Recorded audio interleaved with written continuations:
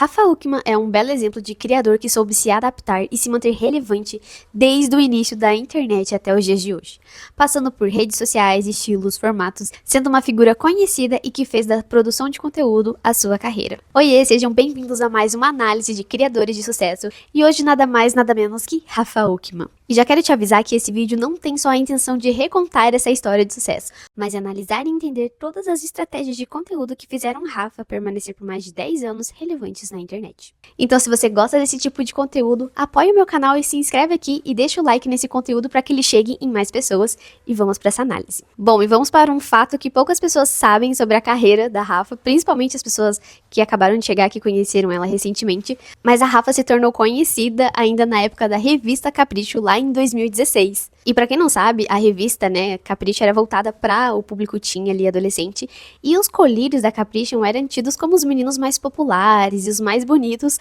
ali, então eles já tinham uma base de fã e foi por ali que a Rafa foi sendo conhecida. Esse é um fato que eu queria trazer sobre lá o início da carreira da Rafa Uckmann. Então, assim, antes da internet nascer, Rafa já existia ali, já tinha uma base de fãs. E então, nessa época, quando começou o surgimento da internet, mal existia rede social, assim. Mas o auge, né, da rede social, assim, do pessoal adolescente, né, mais novo, a gente consumia muito Snapchat, que é muito parecido com... Parecido não, é igual. Os stories do Instagram. Então, eram momentos ali que as pessoas gravavam ou tiravam fotos do momento que elas estavam vivendo, ou de uma viagem. Enfim, é como funciona o Instagram hoje, sabe? Os stories do Instagram era o nosso Snapchat. Essa era uma rede social, assim, de bastante consumo. Ainda é bem forte nos Estados Unidos, eu acredito. Mas aqui no Brasil, o auge do auge foi em 2016. E a Rafa começou a produzir seus primeiros conteúdos ali. E eu resgatei aqui o Snapchat só pra vocês terem ideia de como foi o começo da produção de conteúdo da Rafa, que eu acho que não mudou muito, assim, no sentido de personalidade, de fala, de tema, principalmente temas de relacionamento, dicas femininas, histórias pessoais. Eu acho que ela entendeu que isso deu certo desde o início e manteve isso. Mas é muito bom, gente. Eu queria trazer aqui pra gente ver o início da carreira de Rafa Uckmann. Se alguém anotou a placa da Scania que passou em cima de mim, que eu não fui nem atropelado por um caminhão. Eu fui atropelado por uma Scania, em seguida veio o trio da Ivete com tudo os folião passando por cima. Andando faz meia hora atrás de boldo, ó, tem 50 mil moitas. Nenhuma moita é de boldo, até eu mandar desmatar tudo isso aqui, botar fogo e tudo. Não, tem bananeira é o que mais tem, erva cidreira, mas boldo que é bom não tem. Pra quem não bebia, gente, eu tô prestes a entrar no Alcoólatras Anônimos. Falta isso aqui, ó, o empurrãozinho eu já tô dentro. Eu não posso ver uma garrafa de gin que eu já quero secar ele. Então eu acho que esse formato a Rafa mantém até hoje, que é pegar o celular, sair andando, que ela adora caminhar, e vai conversando com a galera, assim, né? Então esse formato, quem é raiz da época do Snapchat sabe que isso é a marca registrada da Rafa. E uma coisa que não mudou de lá pra cá foi esse humor muito característico.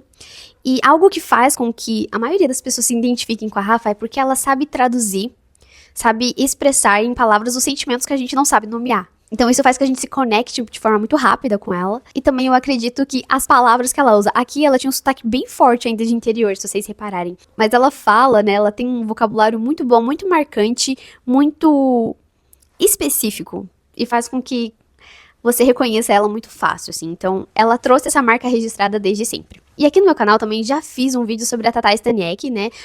Sobre a trajetória dela aqui na internet. E ela e a Rafa tiveram um encontro, né, bem no início ali da internet, que foi no canal, nosso canal do YouTube. E esse canal, ele é como se fosse uma extensão da revista Capricho. Lembra que eu comentei com vocês? Que isso era o auge da época. Então trazia temas de relacionamento, dicas de beleza, desafios, astrologia. Então eles pegaram personalidades conhecidas ali dos adolescentes da época e trouxeram dentro desse canal, que tinha várias participações de rostos que hoje são muito conhecidos, né? Aqui a Tatá Staniek, Raquel Apolônio, a própria Rafa também. Então ela teve essa passagem aqui, bem no início ali de 2016, 2017, quando a gente já tinha ali um Instagram, o Snapchat nessa época já tava morrendo um pouquinho, e o YouTube era a única plataforma longa de vídeo. Então, se no Snapchat era a mesma questão de 15 segundos, 30 segundos, coisas muito rápidas, no YouTube a gente tinha vídeos de 10, 15, 20 minutos, conteúdos mais longos. Então, aqui também a Rafa já começou, né, aqui, de fato, a sua carreira como digital influencer. Na época, né, ainda não existia o termo influenciadora. E, enfim, essa foi uma passagem bem importante, mas em paralelo a isso, ela já produzia conteúdo também para o Instagram.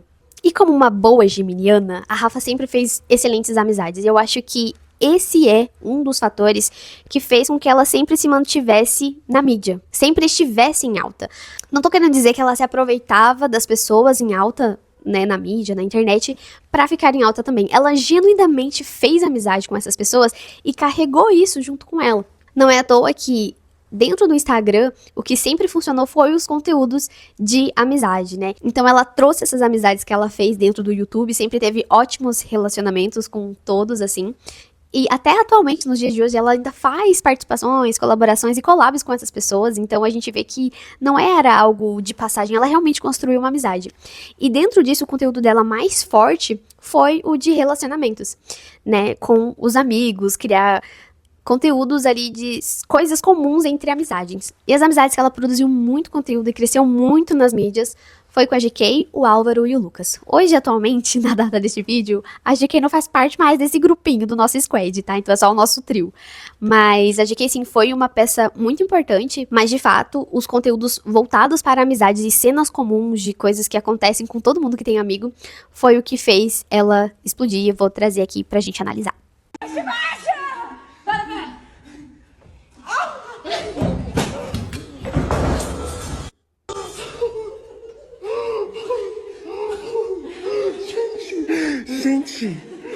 Gente.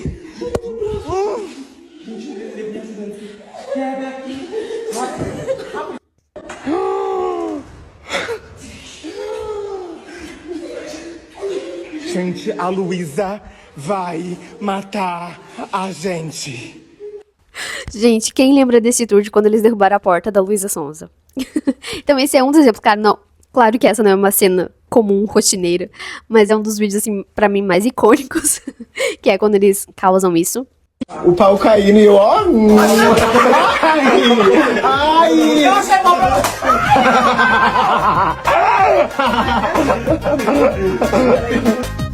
Amiga, você tá fazendo natação? O quê?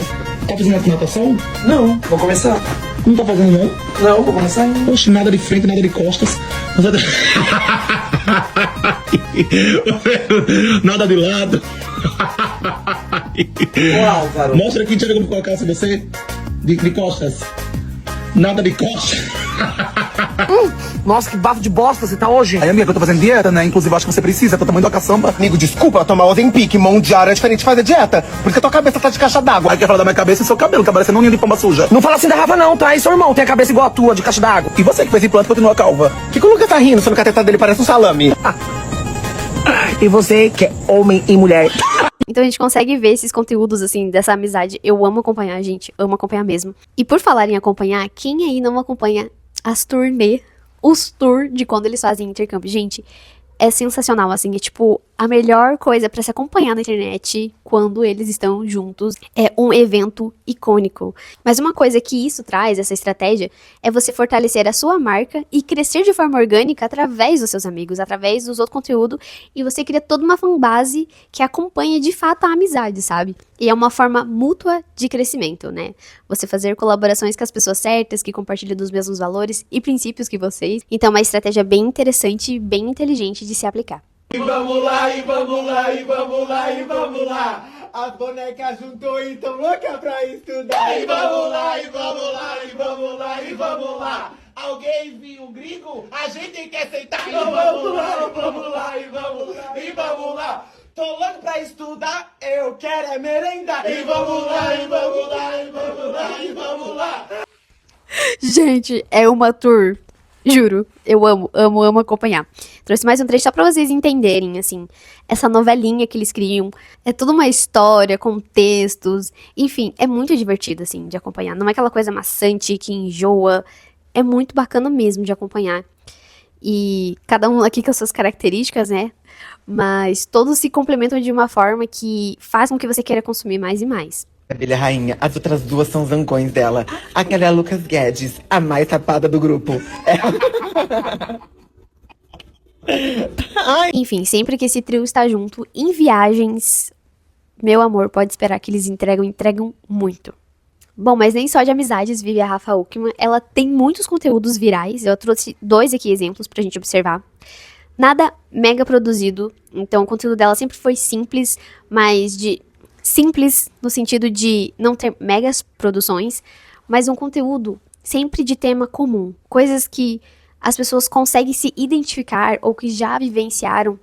Então ela sempre trouxe isso, né, nos seus conteúdos, o que fez que ela sempre se manteve relevante. Ela sempre se manteve relevante, gente. E isso é muito difícil na internet. Mas eu vejo que porque ela trouxe a essência dela e ela manteve essa essência. Ela não criou um personagem para estar na internet. Ela, de fato, genuinamente ela é assim. E isso faz com que a gente se identifique, que é como se ela fosse nossa amiga mesmo. E também dentro dos conteúdos, ela nunca trouxe temas muito complexos, assim, era coisas do nosso dia a dia, coisas cotidianas, coisas que todo mundo já vivenciou alguma vez ou já pensou. Eu trouxe alguns exemplos para vocês analisarem também.